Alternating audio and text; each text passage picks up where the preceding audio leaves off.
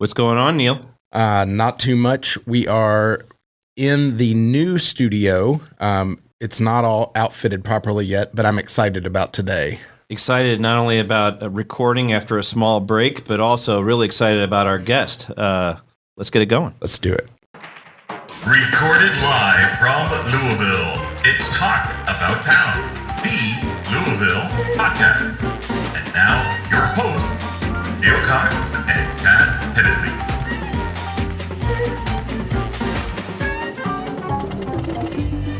Hey, Ron White here. I'm nowhere to be found. You're listening to Talk About Town, like I give a... All right. Welcome back, you guys. Chad, I'm pretty excited. We're here with the voice of the Cards, Paul Rogers. Paul, thank you for coming in. My pleasure. Hopefully things are going to get a little better in the coming week and weeks. I hope so. We set this up a couple weeks ago, and our schedules didn't work out for last week too well because I thought it'd be fun to do a preview. And I said, well, if we do it now, we'll have some results to talk about. And we do. We'll talk about them. I think, you think, well, Paul sure has a great view at all these games, but I had an advantage Saturday where early in the fourth quarter, I turned it off and went to sleep. I've never had the luxury of doing that. I guess not. There to the bitter end. That's right. So we can kind of go into your background just a bit because I think your story interests me for a certain reason, not just the U of L aspect, but sort of because you made your own way. Well, thank you, but I had considerable help along the way and some good fortune and good timing.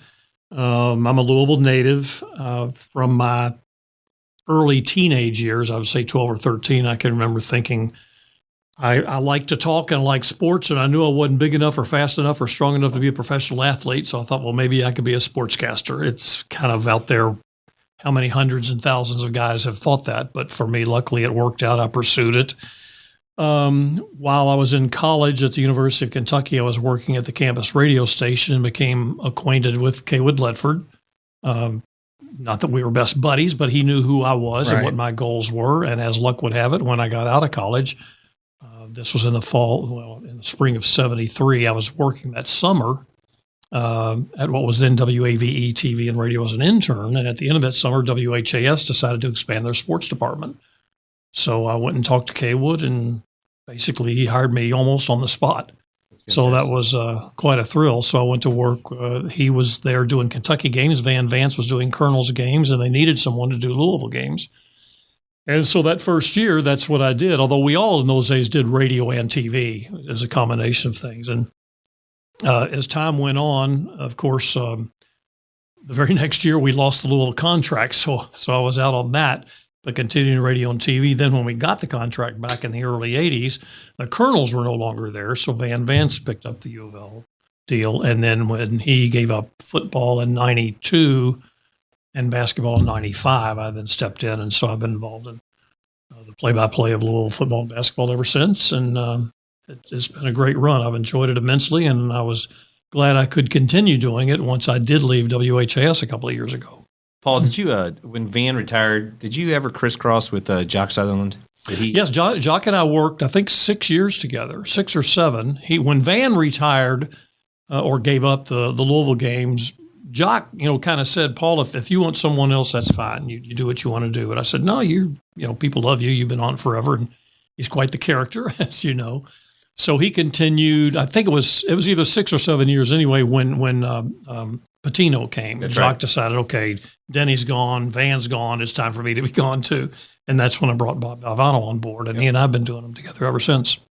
It's funny. I come from a mixed household. My dad's a UK fan, and I remember Kaywood Ledford on the radio every Saturday very distinctly. It's like a core memory of mine. Remembering that. And then the next UK core memory was they always bumped Saturday Night Live because their games were on at like midnight on Saturday because they were in sanctions at the time. That's right. But it's funny growing up in that household. My dad, here lately, he's like, you could always come this way. Come back to the blue side, huh? Yeah. I mean, it's been a little bit difficult lately to be a fan, I guess.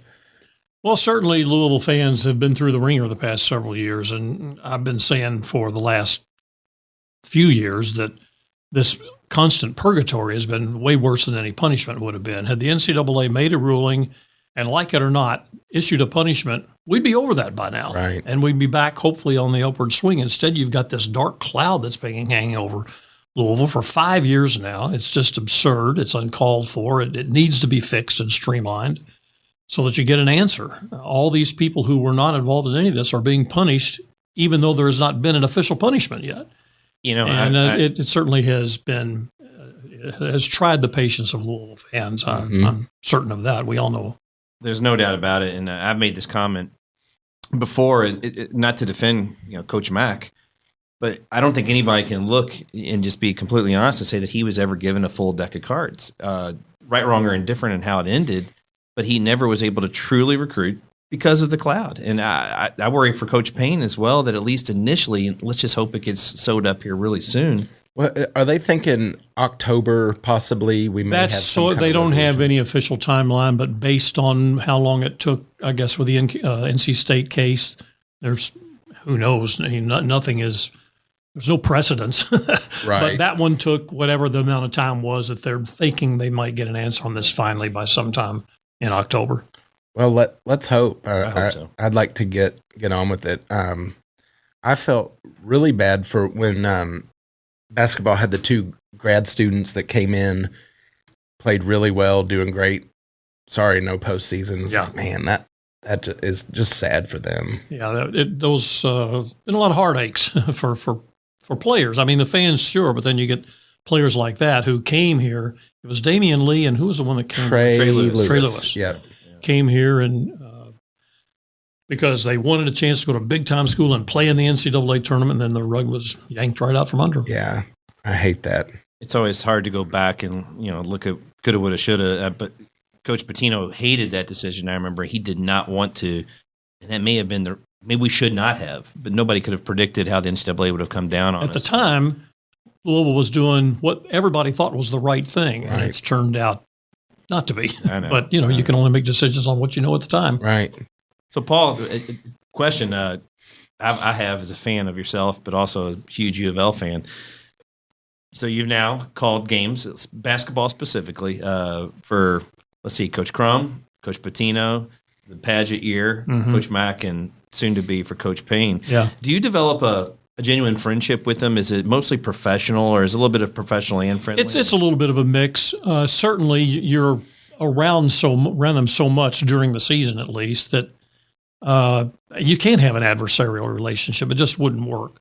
But I've had really good relationships with all of them, from Denny, who, of course, was kind to everybody all the time. Had a great relationship with Rick Pitino. He was very open to me and allowed me pretty much to come to practice, to come anytime I wanted to. Chris was the same way. Have not yet worked out things with Kenny. Haven't really had an opportunity to sit down with him and say, how do you like to do things? And everybody has their ways of doing it. Sure. Just as an example, with Coach Pitino, on home games, I would go back to his office in the arena, and when he got there, we'd record the pregame show, and he was as loose and relaxed as you could imagine. Chris would want no part of that. I would have to tape a pregame show the day before the game with Chris. Sure. And that's fine. I said, I'll do whatever you want. Just let's decide on a plan and let's do it. Don't jerk me around where I come one time and you say, oh, no, I don't want to do it. Let's do it this time. And right. He said, let's just set the rules. Get a routine, make that happen each time. It's been great with all of them. I've had, you can't exactly be best buddies, but I think there's certainly respect there, and you become friendly and spend a lot of good times together. Yep. I think the team play-by-play guy has an interesting role because, of course you're describing the action as it unfolds. However, the excitement when something good happens, you can't avoid it. I'm an Indianapolis Colts fan, is probably my biggest obsession during the sports calendar. And Bob Lamey was long time. I mean, I guess he said some stuff and got himself in trouble, but I loved listening to him. I would listen to the radio with the TV just because his passion for it it came through. His call when they intercept Brady to go to the Super Bowl. I was there, so I didn't hear it live, but the call from the broadcast, it gives me chills. And there's U of L calls like that too. That it's fun to hear the fan peek through in that, I think. Well, probably the best example of that for me, I've always, Kaywood Ledford was always sort of my role model from having grown up listening to him. You know, whatever things become indelible in your brain when you grow up with it. Yep. And so Kaywood was in my mind. And the thing I really liked about him was he was not what I would call a screamer. He had this timbre, this tension in his voice that described excitement without being an over-the-top screamer. And I just like that because as a listener, I want you to tell me what's going on and then I'll get excited. Right. Some guys get so excited, start screaming, and you're kind of, huh, what just happened? So that's been my philosophy. Well, I violated that philosophy and that crazy interception return for a touchdown against Central Florida last year because it came so out of the blue. In most situations, let's say you're in an overtime football game, like the overtime wins Louisville had against Florida State and Kentucky and in the rain. That's right. The game-winning plays, yes, I was excited, but Louisville had the ball and you're thinking, okay, this might be it. Right. In the Central Florida game, we all thought Louisville had just lost that game when they threw the interception.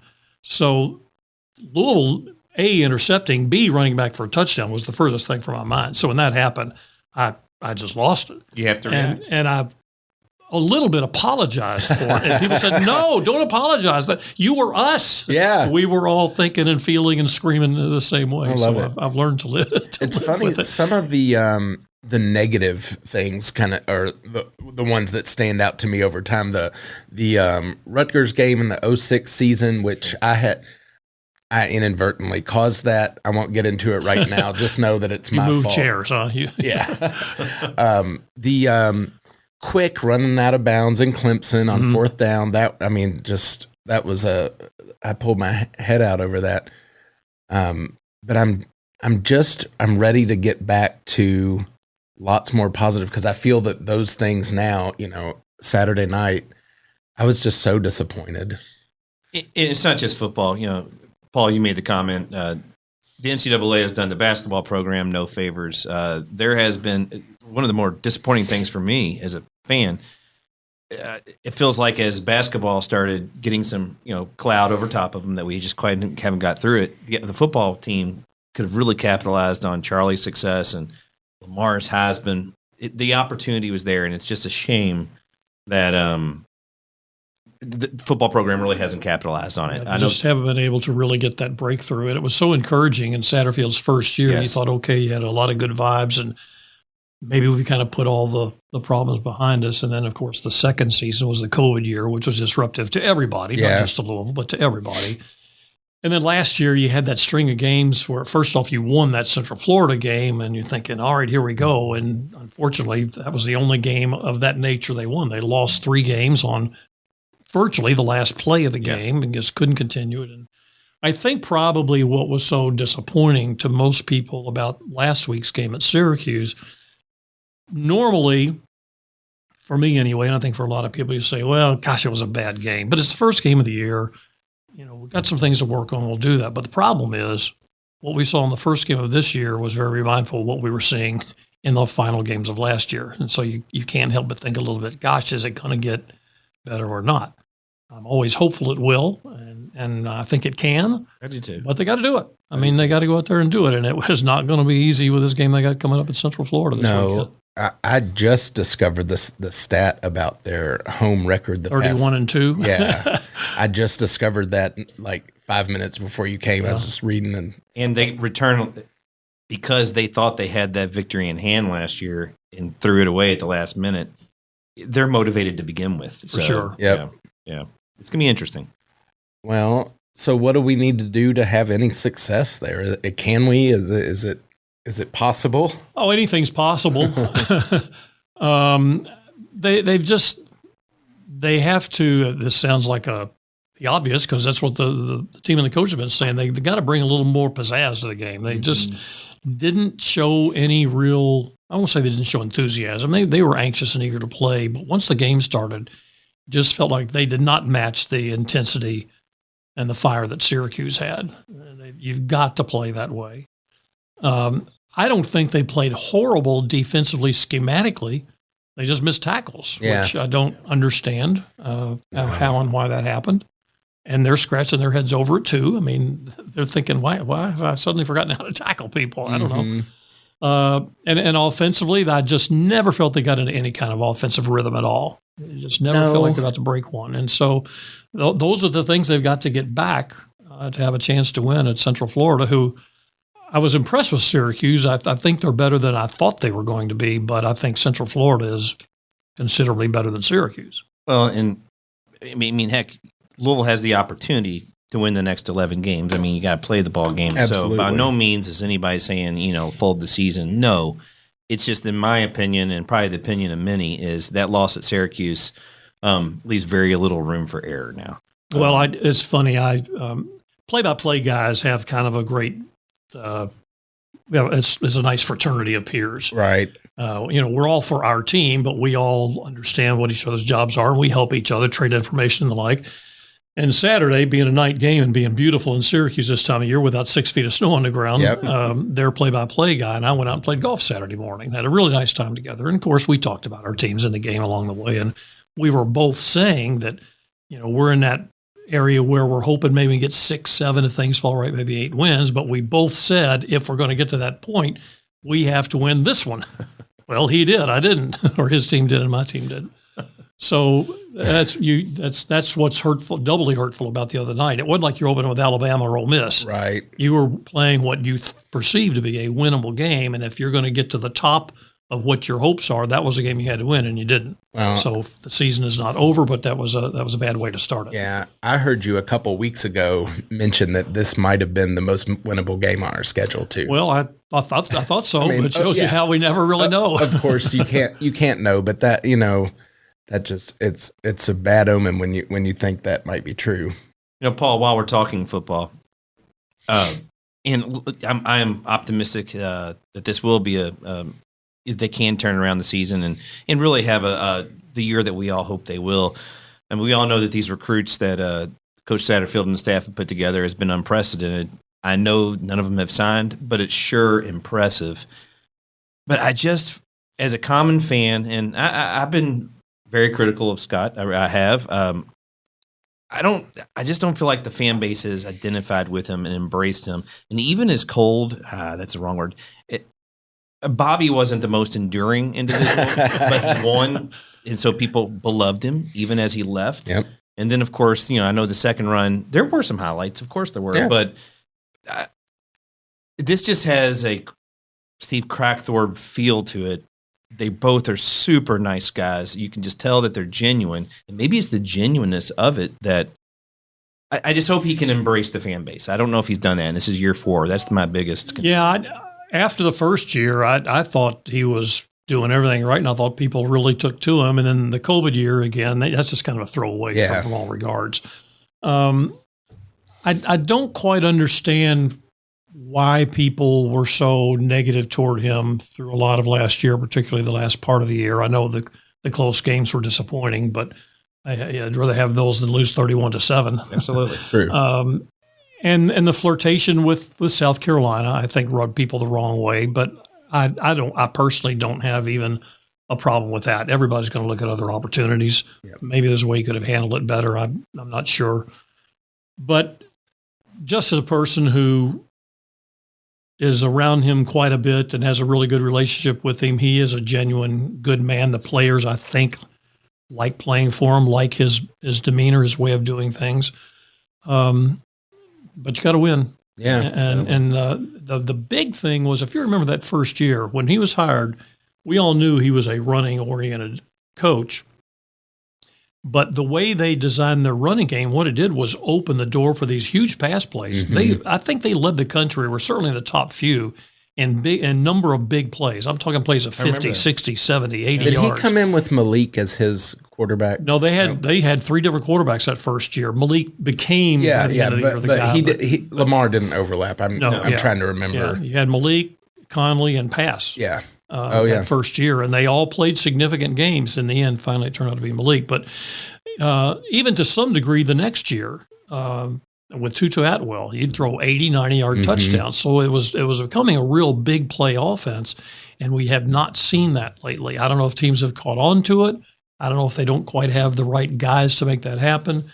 But the offense has become rather mundane. I mean, the 7 points the other night tied the lowest point total since they've been there. And the other time it was a 12-7 loss to a good Notre Dame team on the road, not a 31-7 blowout to Syracuse. Yep. And I can tell you something else I don't think helps as well. And this is a credit. You tip your cap. UK's had a surgence in football while we've taken a major step back. And I think that's a big factor with it. And I often point this out. After Stoops' first 3 years, most of those people were ready to run him out of town. Yep. And Barnhart, to his credit, stuck with him, said, this is the man I want. This man has a plan, and I'm going to stick with him. That's true. If Louisville continues to struggle this year, Josh Hurd's going to have to make that call. Yep. And say either we're going to stick this out and pull through, or it's time to pull the plug. The one thing I hate, the one thing I like about sticking with the guy, and I know people don't like it when things aren't going good and you think, gosh, another year of this and how long will it take? But I'm sort of the opinion that if you will just stick with somebody, while everyone else is chasing their tail, making these changes, eventually your guy's going to get traction and get going. That's right, because you can make this small change and then this small change rather than a wholesale. So, I agree. Yeah, and you know, if things do not go well this year, and I certainly hope they do, I like Scott and I want him to succeed. But if they don't, then that's the decision that Josh Hurd will face. Yeah. You ever feel like a kid that's grounded now, and you're looking out your bedroom window at your friends over there playing, having a great time with UK doing so well? You know, I used to be able to make the joke to my dad when he mentioned UK football, say, "Oh, did they start a football program?" and that just doesn't play like it used to. It doesn't. And that, frankly, that's another real problem. That the Louisville fans are having is how dominant Kentucky's been the last 2 years against Louisville. Yep. I mean, last year's season, for all its disappointments, it wasn't 2-10. You know, they weren't awful. They did go to a bowl game, but the last game was another blowout loss to Kentucky, and then the regular season game, and then the next game, the bowl game, you go against an Air Force team that I think had thrown one pass in 2 games, and they come out and throw it all over the field against Louisville and win. And so people were really bummed out at the end of last year. Then this recruiting success they've had for the class coming in next year got people all excited again. And then you laid the egg on Saturday night, and people are kind of down the dumps again. They have their work cut out for them, that's for sure. Yeah, the UK game last year was the only game that I went to in person, and we had. Again, Louisville was coming into that game off those blockbuster wins over Syracuse and Duke. Oh, yeah. And all of a sudden you thought, okay, we're ready for this. It was Thanksgiving weekend. Yep, That's kind of a real festive weekend to me. I was excited about the game. And wow. And we were sitting pretty low in the south end zone. And so, I mean, it was the quarterback run that just kept killing us. And you just sit there, you're like, okay, you have the same view that the linebackers have. And you're like, okay, guess what's coming, guys? And I know. It just, it was not as fun. Paul, with your line of work, just curious, what's the best advice you give to somebody that, young, that wants to get into broadcasting, or the same reason, loves sports, not going to be a professional athlete? Before you answer, so my son is a senior at Male right now, and wants to go to school for journalism. There you go. It's a matter of there's so many different ways to get into this profession. And I got kind of a lucky break in that I went to UK and majored in telecommunications, but they were not they did not have studio facilities and really train announcers. Their journalism school was more of a administrative role to train a station manager, right? Which I had no desire to be, and I'm not knocking them. And I have no idea what the program is now. That was it was 50 years ago, so I don't know exactly how the program is designed now. But while I was there, at the recommendation of some people, including Kaywood Ledford, who had a meeting with.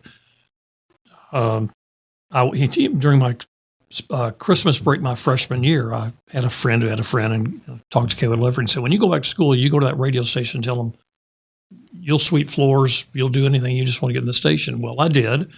As luck would have it, they had a guy who they did a daily sports show and they broadcast the home games, and the guy who was doing it was a senior. So they were needing somebody for the next year. Well, I auditioned and got the job. So while I was in school, I got 3 years of experience, which when I came out of school gave me a 3-year head start basically on other people. And that's more than anything is what got me the job that Kaywood hired me at WHAS. The point being, you've got to get some type of experience in some way. I know some of the local stations hire interns. You just come in, you may not get paid, but you just kind of help out, learn how things work, and you go from there. If you want an institution of higher learning that trains broadcasters, go to Syracuse, but it costs about $60,000 a year or something. I'm not even sure what they are now, but the Newhouse School there is famous. ESPN's full of Syracuse alums. So is the ACC for that matter. I know several of the schools are guys who went to Syracuse.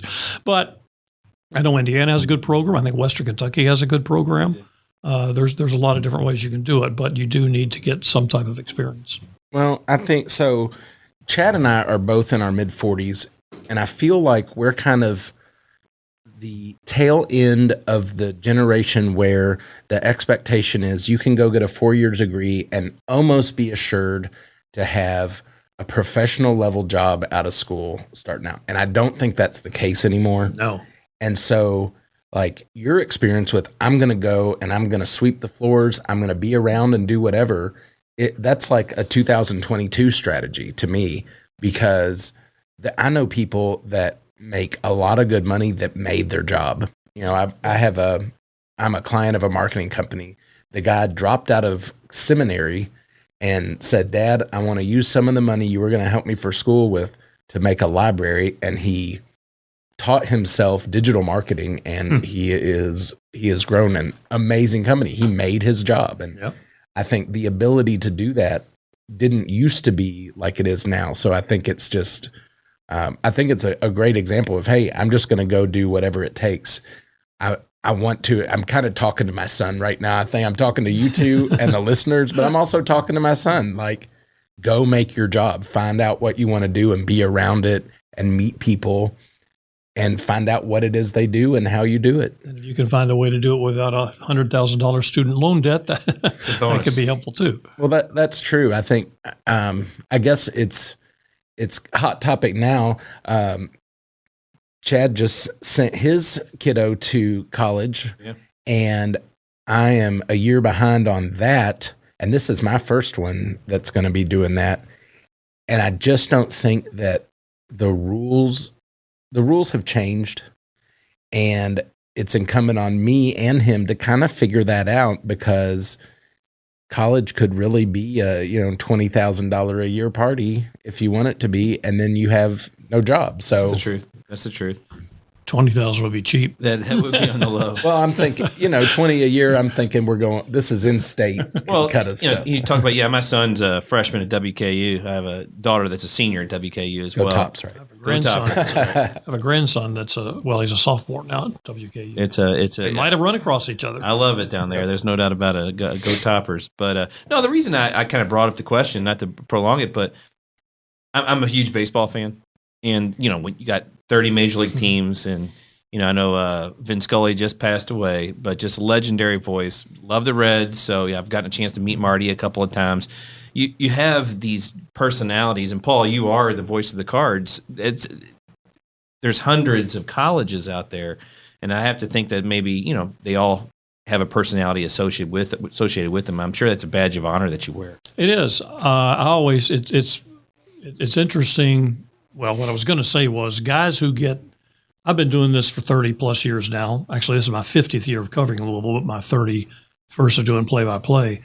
And when I go around the ACC, it was true back in the Big East, and before that, almost all the guys have been there forever, because when you get this job, you don't leave it. No. The only ones that have opened up, guys have retired. Florida State's longtime announcer, Gene Deckeroff, just retired after 35, I think, years. In almost every case, those jobs don't turn over real frequently because most times when you get it, it's a job that you've strived for and you find it and you like it. And people get accustomed to their guy. That's right. There are, frankly, a lot of what I consider not very good announcers out there, but they've been around so long. That's what the people get to know and love and appreciate, and that's what they want to hear. Well, and it almost sounds weird, but there's a certain level of comfort from hearing the voice that call the plays. Because on the ACC network, they have their own crew. Mm-hmm. So I was listening to you streaming, and that play-by-play, I just felt more connected to it than these ACC guys that I don't know at all. I understand. I think all of us radio guys sort of wish we were born 50 years ago when we were in the heyday of radio, obviously. Right. But that's not the world we live in. It's TV, and I understand that people are going to watch the game when they can. But I do think there is also that familiarity with having the same person there, and that's where the reliability of us being there, so that hopefully no matter how many games are on TV, well, they all are anymore, but there's always going to be people driving in their car or people working in their yard, and even those few diehards like you who thankfully will turn on their TV and listen to us. And it doesn't always match up. There's a way you can do that. I won't get into that. You probably figured it out. I know how to do it. And I'm appreciative of people who do that. But radio, I think there's always going to be a spot for radio. But certainly people with the opportunity to watch a game are going to want to watch a game. Yeah. I guess I'm going to have to start sending my son to do yard work at your house on the weekends is what I'm figuring out here. I could use the help there. That's a win-win there. Yeah, really. Well, before we let you go, why don't we at least preview a little basketball here? I know we're a few months away, but while we have you, I have no expectation right now, and I would like to have some, I guess. Well, I think you could have some, and I do not know this team well at all yet. They brought in so many new guys, and up to now, I've been so devoted to football, getting to know this football team that I've not had a chance to be around the basketball team yet. I think Kenny has done everything right in terms of who he's hired and the way he's handled things in the community, and has been very earnest and sincere in his devotion to U of L and wanting to bring it back and do it the right way. Talent-wise, I'm not sure exactly where they will be, and you got so many newcomers anyway. That's something you're just going to have to wait and see. But long term, I'm extremely encouraged. I don't really have a good feel for what to expect this year. I can tell you this: they go to the Maui Invitational, and they could be the 0-3 team this year because that field is loaded. It's pretty loaded. It is loaded. But it'll be good for them. That's a great trip and a great experience. And you get into the conference, and you're going to take some lumps along the way. But I feel like they're going to start to climb back this year. Yeah, having that kind of reset, so to speak, gives Coach Payne an opportunity to build the culture, build the expectation, build all that. We had Stephen Van Treese on the old version of the show a couple times, and his love for Pitino, I mean, it's evident. He would run through a wall for that guy. And so no one thinks of Rick as a touchy-feely guy. You don't have to be that, right? But you set the expectations, the culture, the boundaries, and people want to go play for you and work hard for you. And that's what I'm hoping to see. Pitino pushed players to their limits, and I'm sure every player at one time or another probably didn't like him. Yep. But every player that stayed with it is so the loyalty there, that goes both ways. They would do anything for him, and he'll do anything for them. Paul, do you mind if I ask, and do you think there'll be a day, and it may not be tomorrow or next week or even next year, but do you think there'll be a day that we can bring Rick in and give him a standing ovation that I think that's a good question. I think there will be, but it's a ways away. Might be a little bit. And frankly, I think more on his part than the fans' part. Yeah. I mean, there's always going to be a few fans say, don't bring him around here. But I think most people are willing to welcome him back. The argument forever regarding whether he knew what was going on or not. As if he didn't, he should have. Mhm. And I don't know. We're going back into a whole can of worms again. But I just think over time, people's feelings always, the edge kind of softens a little bit, and maybe there'll come a time, particularly if Louisville gets it going good again. Yeah, and people relive the good old days, and they would welcome him back. And he would come. when I think of Rick now, I picture Peyton Siva and Russ, and those are the images that I associate with Rick, and that's all good stuff. Right. So, Well, last year when they honored Russ, I was so happy. I was there, and when Coach did like a 15-second, he was the last one, and he by far got the largest. Yes, he did. Got a huge share. That's kind of an indicator that I think people looking back are thinking, man, those were good times, weren't they? They sure were. And 2013/14 happened. I promise you, I think you know that it did as well. He was calling the game. That's right. Well, Paul, I want to thank you for sitting down and doing this with us. This has been an absolute blast. Thanks for having me. Absolutely. I'm looking forward to listening to you for the rest of football season and basketball season coming up. Well, I intend to be there. Hopefully there for this year and a few more still. Thanks, Paul. Thanks. Go Cards. Thanks.